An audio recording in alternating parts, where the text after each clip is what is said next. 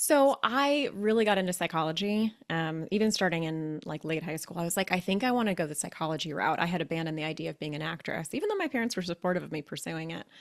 And I had this idea in my mind, well, if I'm a psychologist, that's a doctorate. Hello, and welcome to today's episode of Pivot to Profit, where we are here to help founders and entrepreneurs focus on their profit stories, learn from amazing entrepreneurs. And our guest today is Dr. Laura Gallaher. What's up? Hi, good to see you. So good to see you. We are actually part of a business mastermind together. So it's amazing to have this opportunity to share your story. So let me officially introduce you. Dr. Laura Gallaher is a professional speaker and organizational psychologist who inspires driven self starters to transform their relationship with themselves and accomplish more than ever. She combines insight on radical self acceptance with humor to create a unique connection with their audience. She has worked with amazing organizations like NASA and Disney to create amazing change. I am so glad that you are here. How I'm are you happy to be today? here. All right, before we dive in, look, listener, founder, if you are confused about where your money is, you wonder, can I make payroll this week? We at Pivot Business Group would love to help you know your numbers, increase your profit, reduce your taxes, and grow your wealth. Just go to pamjordan.com to schedule a call with my team. All right, Laura, it's time to dive in. Are you ready? I'm ready. Okay, it's a very important question that I start off with. Okay. What did Laura want to be when she grew up? Like when you were Ooh. a kid, what did you want to be? I wanted to be an actress. Yeah, like performer. And I was okay if it was, stage, film, television. Like I was open to all of it, but I really wanted to be an actress. Okay, I love it. Mhm. So, what was little Laura taught about money from your parents, your family, society, religious organizations? What was money to you? I think I had a combination of beliefs that, like, some I hold on to today and I think are useful, and others I've worked to shift. So, my parents always really worked hard to live within their means. And I think like they went through the first year that my dad was a pilot, he was on like probationary whatever period, and they pay them like peanuts. He was making like 12 grand a year or something like that. And they had these two little daughters, one of which was me. So that whole year, like my mom was incredibly frugal, and she really learned how to make sure that like they were living within their super meager means of the time. And being a pilot for like 30 years, he obviously got out of that really, really low paying position into a much better posture. So my parents would definitely take us on like vacations, and I never felt like, oh my gosh, I'm so deprived of things. But I also didn't get everything I wanted. And Good my for you. parents taught me like comparison shopping. Hey, this carton of milk might be 10 cents cheaper at another store, right? And so like for I think a lot of my early adulthood, I was very much like it's definitely not a question of can I afford it? That's not the question. It's what is the like cheapest way that I can, get this done? And I know my Yeah. parents wanted me to have an attitude of like if I can do it myself and don't pay somebody else. I've shifted Mhm. a lot of that since then, but Yeah. Yeah. Now you're like, I could fix my toilet or we can call or it a day. exactly. I completely agree. So you have spent a lot of time in education. And so the people that are not seeing this on video, Laura has amazing diplomas and certificates Oh yeah. behind her. You have a bachelor's degree, a master's, a PhD. So why the focus on getting all that knowledge and all that education? What was the purpose of that for you? What was the driving force? So I really got into psychology, even starting in like late high school. I was like, I think I want to go the psychology route. I had abandoned the idea of being an actress, even though my parents were supportive of me pursuing it. And I had this idea in my mind, well, if I'm a psychologist, that's a doctorate. I had heard, you can't really do much with a bachelor's in psych, like you've gotta go all the way to doctorate. I actually thought I was gonna be a medical doctor at first. And then I was like, this is so silly, Pam. I was like, oh, that's psychiatry, that's medicine. I don't want to do I was like, I don't want to do medicine. Why am I looking at medical school? And so then I was leaning more towards organizational psychology, but I was so stuck on this idea that like I was supposed to get a PhD. And talk about many PhDs programs are significantly less financial investment because the vast majority of them give Mhm. you an assistantship of some kind, a research assistantship, teaching assistantship. I actually got a fellowship, so my Okay. tuition was waived completely. Like a lot of people would assume that I had all this financial, student loan debt or things like that. I didn't. I had academic scholarships through the whole thing. And so I think that was my mindset. And I very easily could have stopped at a master's degree and still, I think, have a lot of the wonderful career that I have, but I have no sliding doors. So, like, the fact that I'm Dr. Laura Gallaher, I'm sure that helps some people in the process of hiring me or selling their board on investing in me, that kind of thing. So, I was really just like, I decided I was going to do it. And even though I had my job at NASA for 3.5 years while I was still finishing the PhD, I was like, I'm finishing this. And some of it was like my stubbornness because people were like, Yeah. once you get a job, especially a good job like at NASA, you're never going to finish. And I'm like, watch me. So Exactly. I was determined to get it all done. I love it. And so you were at NASA Hmm. making like that on the resume, like that's a big feather in the cap. Absolutely. What made you decide to walk away from that?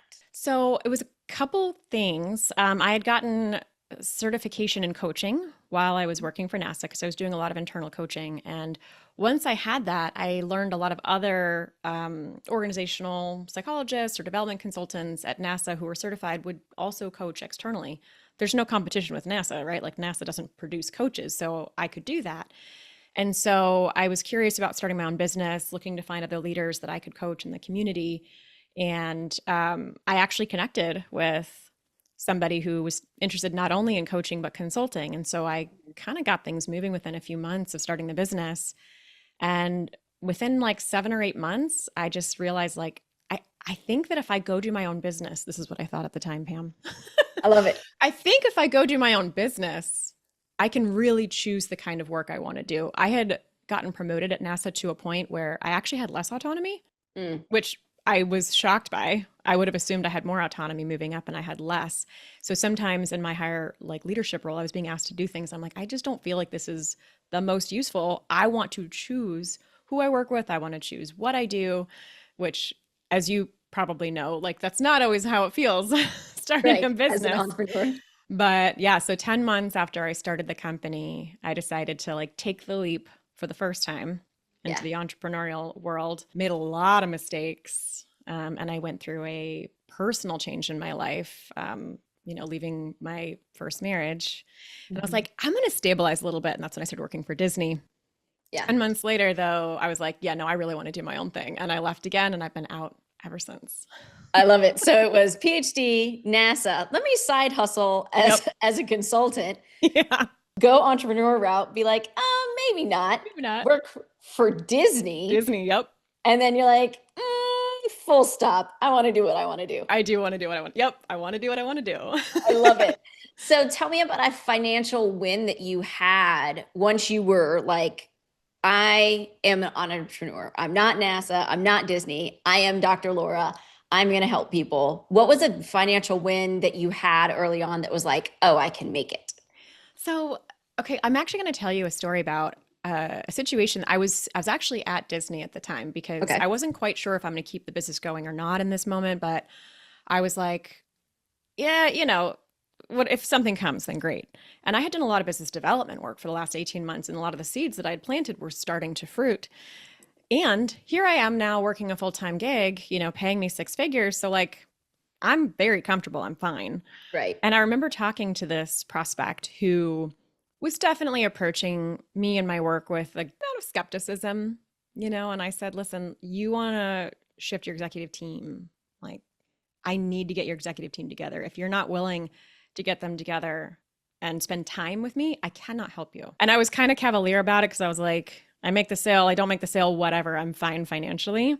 Yeah. And that level of sort of like confidence, I Yeah. think I would say, and my like, I could take it or leave it, I think made a huge difference for him. And he signed the contract like 2 days later. And at the time, it was my biggest contract. And I was so excited. It was $20,000. Let's go. It was 20 grand. This is in 2015. And That's a it was lot of at the money. time the biggest contract I'd ever sold. I was so excited. It was probably for like 6 months of work or something, but it helped me shift like my mindset with money. I was like, okay, so when I'm feeling an abundance versus feeling scarcity, how I show up is different, how people respond to me is different. And that was a really powerful lesson. That was maybe 2, 3 months into working for Disney. So yeah, after just, 6, 7 more months of that, I was like, I'm making enough. I don't need this day job. I got No. this. Yeah, six-figure salary, or I can do what I want when I want and make more Yeah. money. Yep. Exit stage right by Disney. Exactly. So, how are you spending your time now? Because obviously, over time, the business has evolved and the organization and your focuses. So, what are you focusing on now? So I have a little bit of a split focus. At least Okay. that's how it might look externally. To me, it's all very, very connected, but I still do a lot of work with organizations. That is Okay. still the bread and butter of the business. My background is specifically organizational psychology. And I do love working with leaders who are courageous enough to bring this kind of introspective work into their organizations. And I also have had this hunger, and I've been doing it sporadically over the years to really find those human beings out there where, like, maybe their company doesn't invest in this kind of thing. They don't get the opportunity to even learn about these self-awareness concepts and the power of radical self-acceptance. They just never learn it. But they want to feel different, especially like high achievers. They're just like, they're killing themselves all the time. They tell themselves lies like it's only going to be like this until, and there is no end to that.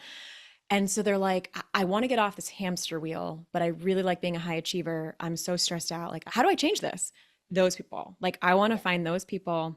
I've been finding those people, and I want to teach them how they can, unchoose all the stress that they've been experiencing without unchoosing this life of being a high achiever. Yeah, they don't have to stay there. Yes. You brought up the term radical self acceptance, and you actually have a quiz for this. So, help us understand how you define radical self acceptance and what good radical self acceptance is and what not healthy radical self acceptance is. Well, I will start by saying that the way that I define radical self acceptance, there is no unhealthy. Okay. But I mean, most simply, the definition of this is being okay with who you are right now without changing a thing. And that includes imperfections and weaknesses, and it also includes talents and strengths.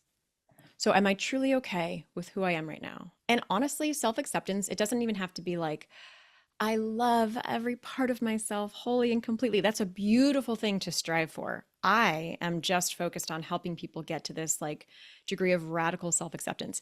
Intellectually, we all know that we're not perfect, and intellectually we all know that we never will be. And yet this perfectionism is rampant, and it really, really gets in the way. And one of the stories I tell sometimes, Pam, about this radical self-acceptance. So when I was working for NASA, I was brought in to help leaders create psychological safety for their teams. It was one of the key things that the investigation found from the Columbia accident was missing, that there were engineers who were really worried about the foam strike. They only spoke up to a certain point. So communication just wasn't what it needed to be. And I'd been working for NASA for a few years, and I did this 360 feedback assessment. I did several of them. But I remember turning to a page in this report. I'd gotten pretty good feedback up to this page. And here my respondents were asked, does Laura ever exhibit any of these negative influence tactics? And there were a couple people on my team, right? So like me as a leader, who indicated they felt like I would sometimes bully them intellectually. That hurts your heart. Gut punch. Like I was horrified, devastated. I was humiliated, honestly. Like I'm a PhD psychologist. I've been brought in to help leaders create psychological safety, and I am struggling to create that for at least a couple of people on my own team. Like, what? And it was a bit of an experience and a journey for me to figure out like what is going on there. Because I can promise you, Pam, I was never like, you know what I'm going to do today? Well, let me bully some people intellectually. Like I never wanted to show up like that.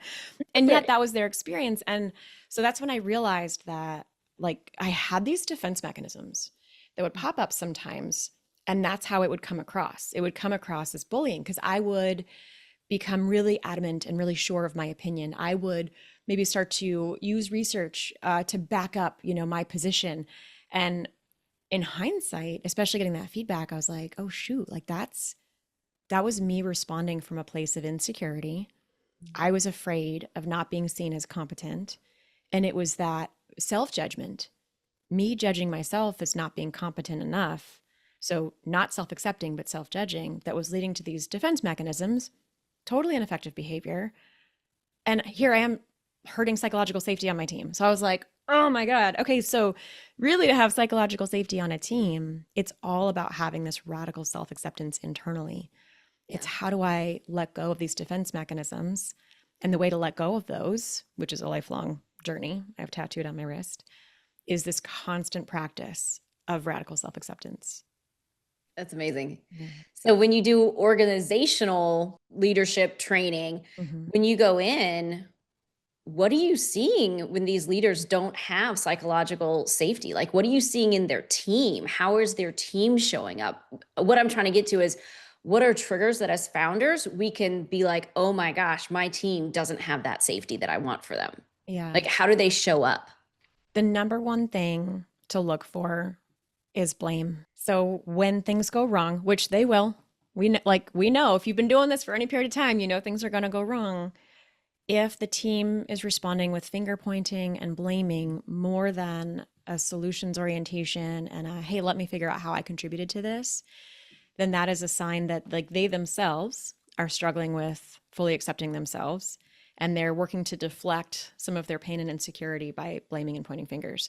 Now, anybody listening is probably like, oh my God, my team blames. That's like everybody. Everybody. Yeah. So let me just be clear. Yeah, it's everybody.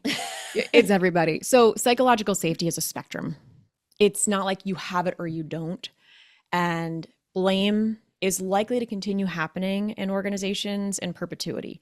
Yeah. My goal when I'm working with organizations is to help them recover from it as Mm. quickly as possible. In fact, there's probably people, Pam, you're probably one of these people where like you can catch yourself having like blamey thoughts in your mind, but before you speak it out loud, you're like, let me, like, this is not how I want to respond outwardly. You know, and so that is a beautiful example of recovery. Other But people that's might been a be, process. Like, I did yeah, not wake up one day and be like, let me be self-aware. That was a I know. process of working through to be like, oh, don't say that. Totally. And the thing to, okay, so this is like, this blew my mind, Pam, when I was learning about this. I was like, oh, so I can be like blaming somebody, which is a defensive reaction. And I can technically be, quote, right, in that what I'm saying is perhaps an accurate capture of what this person's contribution was to the problem. And I can still be doing it from this place of defensiveness, which is from a place of my own self judgment. It's a self acceptance gap. And that means that everything about my tone and my energy in that conversation is going to trigger that person to move into self preservation instead of in problem solving. And that is toxic to actually solving anything in an organization. So I don't want your listeners to be like, oh no, like we're failing because we blame sometimes. Like, of course you do. The goal is how quickly can you recover from that and say, listen, I'm sorry that I, you know, came in hot or whatever. I actually want to shift the focus. Here's what I think I see that I did, or maybe didn't do, both action and inaction, to contribute to this situation. That kind of self accountability requires a certain degree of self acceptance, and it Mhm. inspires it from other people because that Yeah, kind of courage is that's vulnerable, right? Vulnerability is courageous and courage is contagious. I love it. Right. So if you can lean in with that vulnerability, self accountability, you're going to inspire that back from your team and build more of that psychological safety. I love it. So, give us some tips about how founders can create cultures where people feel safe to fail, because that is something that I see a lot, with it, because I have a pretty large team, but also within our clients of how do you have high standards for your team, Hmm. have accountability, but then make it be okay to fail. Yeah. The biggest thing that I recommend to the founders and to leaders is pay attention to your own self talk. And that might surprise people because they might think, oh, my self talk is nicely hidden and tucked away, and No one can hear it. I can say whatever I want to myself, and nobody's going to know. I'll just pretend to be all nice and kind out here. And that's not actually how we work as human beings. So if you have this pattern of being really hard on yourself internally, like a raging loud inner critic, but then you're working to try to tell your team, like, hey, it's okay to fail. It's okay to make mistakes. Like, they're not going to feel it and believe it. Mm, So if you're doing the inner work to, and I wouldn't even say like silence the inner critic because what you resist persists. yeah. But if you can work with that inner critic so that you can like calm her energy down and you can boost the inner champion, you can get the tone to totally shift because the inner critic has some helpful stuff to say sometimes. You don't want You to, might know something. absolutely. Like your inner critic has saved you from lots of embarrassing moments before, and your inner critic has pushed you to excellence before. So it's not like it's all bad. Your inner critic is part of you. You actually want to practice acceptance with your inner critic.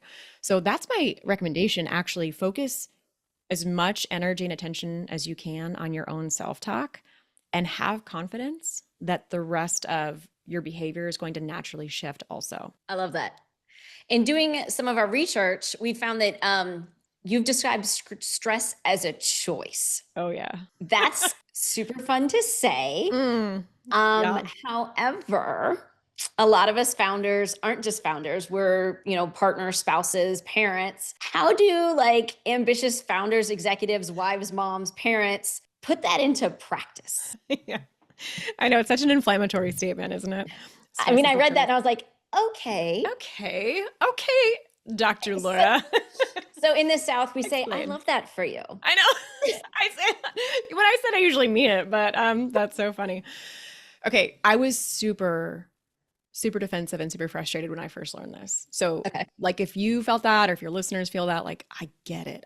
Because what happened for me is I'm like I'm already feeling stressed out and now you're telling me that it's my fault. You're telling me I'm to blame for being stressed. Like I was just so resistant to it. And so if you're there, I get it. What I would say is that there are no inherent stressors. There just aren't. There's literally not a single situation that every human on the planet would go, yep, that would stress me out.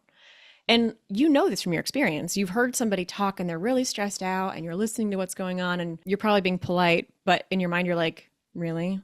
That's stressing you out? Right. And then the same has probably been true in reverse, where you're sharing something that's stressing you out and someone's listening to you internally going like, really? That's stressing you out? Right. Because we just have different thresholds, different tolerances. It all comes down to what is the story I'm telling myself about the situation. You're Mhm. never actually responding to the world around you ever. That's true for any emotion, not just stress. Stress, happy, sad, angry, always based on the story you're telling yourself about what's happening. And the stress response is only going to happen if the story you're telling yourself challenges your identity or how you want to feel about yourself. So if you have too much to do and you're like, I'm going to miss deadlines, or I'm going to, my work's going to be subpar, it's not going to be excellent.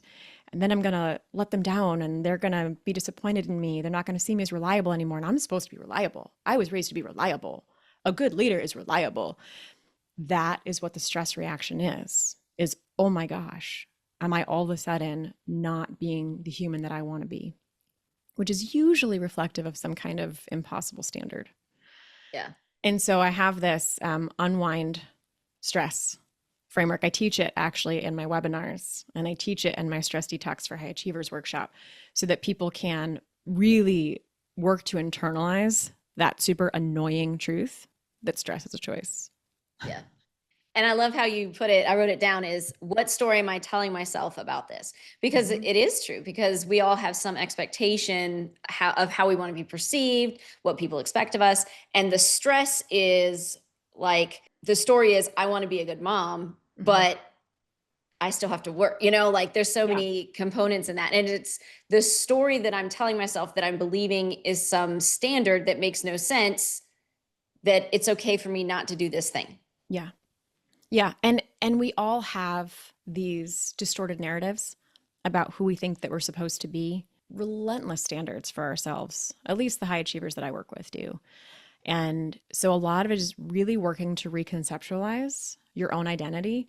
One thing that's very counterintuitive in the work that I do is it's actually really useful to introduce a lot of fluidity into your identity and self-concept. People work a lot of their lives to get really clear about like, who am I? People love actually doing things like the quiz, or personality inventories, things like that, to be like, who am I? I want to understand myself. But actually, the more you can be fluid with how you see yourself and recognize that you are more than your job, you are more than a role like a parent, you are more than a mistake, you are more than an accomplishment. You are always the entity behind all of that, continuously creating, and you have an essence that can do anything. Connecting with that and having fluidity in your self concept actually does a lot to reduce your stress. And in my experience, it's a process. Yeah. Yeah. You can't just flip a switch and all of a sudden be I like, haven't figured out how to just flip a switch yet. Like Yeah, maybe it's possible. I'll hold space for that possibility, but I love that for you. If it comes up, you will be a billionaire because I will give you my money. I know, right? All of us will be like, yes, I would like to be through Yeah. all of this. Let's flip that switch. Exactly. So now that you've been running your business for a long time, how has the role of money and business financials changed and evolved in your story from little Laura who wanted to be an actress, who was, learned to be frugal and negotiate, to where you are now living in abundance, even taking a year off to travel? Like, how has your sense of money and your financial knowledge changed through that journey? It's changed a lot. I would also say I traveled for a year, but I did not take a year off. I was working to still run my business. That was one of the hardest years of my life, to be honest, because it was Mhm. not a gap year. I did not take that off. Yeah, that was a tough year. You um, so just had a better view while you were running your I business. did. I had a lot of adventure, a lot of really cool experiences. I'm glad I did it. I value my time far more than I used to. Like the idea of I can go to a different store and maybe save $2. I don't care. Like that is not interesting to me. Opportunity cost, time, and then also my energy. Like if doing something is draining to me, then I would absolutely like pay money in order to preserve that. And so I think that that's the biggest shift, is that money is one form of energy and currency, but so is my lived experience and the time that I'm spending. So the questions I ask myself now when it comes to money are very different. So it's still not, can I afford this? But it's, am I willing to pay this money in order to save this time? Am Mhm. I willing to pay this money to save my energy so it's not drained? Those are the questions that mostly drive how I spend today. I love it. I love it. Yeah. So I took the radical self-acceptance quiz. Yeah. So full disclosure, how did I do? Well, you got the result that I want all high achievers to work toward. Yay. So, yeah. So the quiz, it's selfacceptancequiz.com if your listeners want to check it out. And it's short, right? Like 3 to 5 Yeah, it minutes didn't to, take long at all. yeah. So what we're looking at here is self-acceptance and self-improvement, because a lot of people don't want to focus on self-acceptance. I didn't, because I thought that meant, but wait, I want to improve myself. I don't want to accept myself. I had this false idea that they were opposite ends of a spectrum. But self acceptance and self improvement are not opposites, right? The opposite of self acceptance isn't self improvement, it's self judgment. So, what that means is you can focus on self improvement from a self judging lens, or you can focus on self improvement from a self accepting lens. Change your lens, change your life. Yeah. And so I work with a lot of high achievers to get them out of that high self improvement but low self acceptance quadrant, which we call pushing but pressured.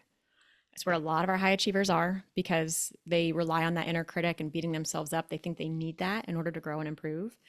And I work with them to change their relationship with themselves so they can be more where you are, Pam, which is still high on self improvement and high on self acceptance. So I'd actually love to hear from you. Like, what have you done? Maybe you weren't thinking about it in the language of self acceptance, but what do you feel like you have done to enable yourself to recognize that you can feel great about who you are today and Yeah. absolutely still be driven to grow?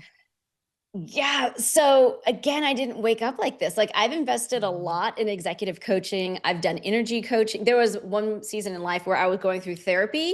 I had an executive coach and I had an energy coach. And Yeah. I was like full on Yep. because I knew I was not the person I wanted to be. And I was not showing up as a wife, as a mom, as a business owner.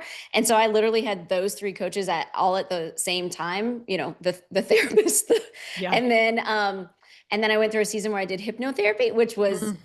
super healing for me because there's just so much in your subconscious that you don't even understand that you're programmed with. Yep. And there was things specifically, which is funny because I do money for a living, but there was beliefs that I had around money that were so limiting to me Mm. in helping me break through. And I've also done some brain enhancement work, went to brain camp, took these powders, all of a sudden, Wow. all this stuff. So the answer is I have done a lot, Dr. Laura, Yeah. because I have been lucky to be around people who are smarter, further along. Everyone, rooms with very successful humans and entrepreneurs who have up-leveled themselves. And I said, okay, who has helped you.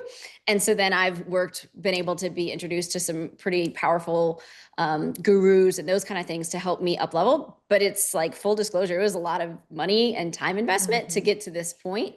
And am I fully healed and where I want to be? Absolutely not. Like, there's still bad seasons, but I got here because I Yeah. did the work and I went and found people that were operating at a high level. And I said, okay, who helped you get there?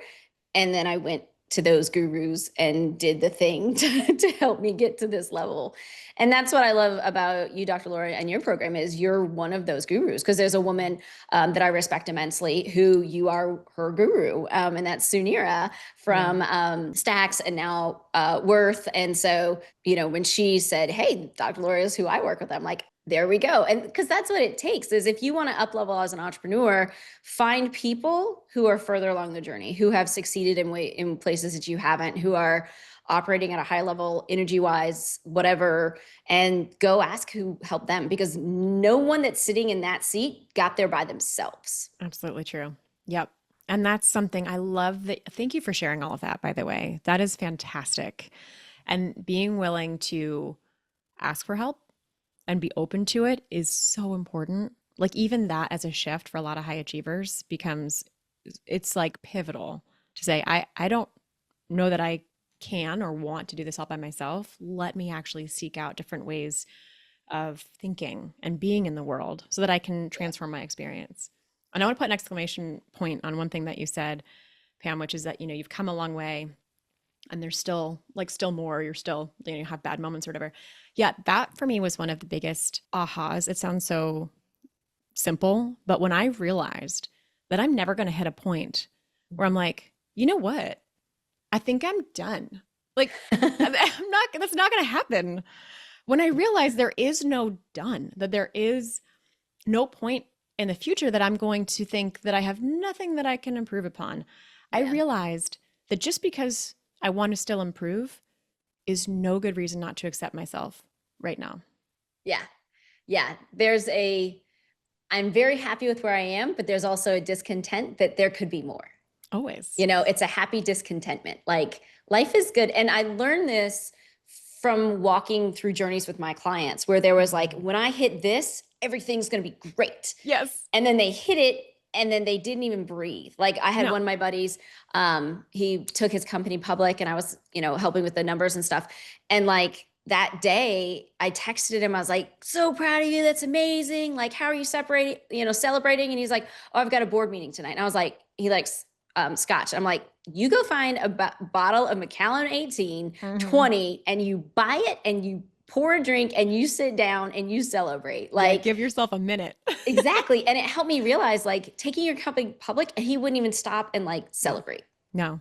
Yeah, that's a common thing. It's actually part of what we ask about on the quiz, right? Is like, do you celebrate? And most of my, high achieving clients don't, or they barely do, because of these moving milestones. Because as soon as it's close, I mean, it's almost like the finish line, which is not a finish Right. line, runs away from you as you get closer to it. Like, the closer you get to it, all of a sudden it's no longer your future vision anymore. But that is not the problem in and of itself. It's Yeah. wonderful that you keep moving the bar. It's just a matter of, how are you evaluating that gap between where you are and where you want to be? Like, do you think this is evidence of you not being enough? Or does this gap simply represent the direction that you're excited to go? Yeah. Huge difference in terms of how you show up every day. Absolutely. So, Dr. Lord, this has been fantastic. Thank you so much for sharing. Help us understand what's next for you. What's on the horizon? What's something that you're looking forward to? So I'm in the middle right now of doing one of my cohorts of the Stress Detox for High Achievers workshop. It's a live workshop that we do. It's 5 weeks. I love it. I love bringing people together in community. And then a couple things that I'm excited about related to that. One is the self-paced course. So like, I have people every time I run this workshop, they're like, I really want to do it, but like, I have conflicts, during the time that it's held. So I'm working on the self-paced course that's going to come out really soon. I'm really excited for that. And then also really creating this community. So having this ongoing community, because once people finish the workshop, they are very aware, oh, this is an ongoing journey. But we've just created the sense of community in the cohort. And so how do we, bring all those people together? So Yeah. I'm launching a community really soon so we can get all of these high achievers into this community, this collective, so we can continue to kick butt and be high achievers, Yeah. but always practice all the self acceptance work to let go of stress without letting go of your edge. Yeah. I love it. Perfect. I'm so excited. All right. So some rapid response questions for you. So no thinking, just answer. Are you ready? Okay. Okay. No pressure. Profit or growth? Growth. What's one business expense you'll never cut no matter what? Celebrations. What's the best money advice you've ever received? Live within your means. If you had to start over today, what's the first thing you do differently with your financials? Oh gosh. I would figure out very early how much cash I want to have for runway and make that an early goal. Love it. What does financial freedom mean to you? Probably means not having to check an account before making a purchase. Yeah. I love that. I love that. Dr. Laura, thank you so much for sharing your profit story with us. Where can people connect with you? I love to post on LinkedIn and, find people there that are picking up what I'm putting down and I can learn from them too. So find me on LinkedIn. Or if you do the quiz, the selfacceptancequiz.com, then we'll be connected via email. You can reply. Like, I'm a real person. I will get your email. Like, ask me questions. Tell me what you think. I love it. I love it. Thank you so much. That's all for today's episode of Pivot to Profit. Make sure you subscribe, leave reviews. We love those. And if you're a business owner who wants to know where's my money going and pay less in taxes, just go to pamjordan.com. We would love to help you. Remember, it's not what you make that matters. It's what you keep.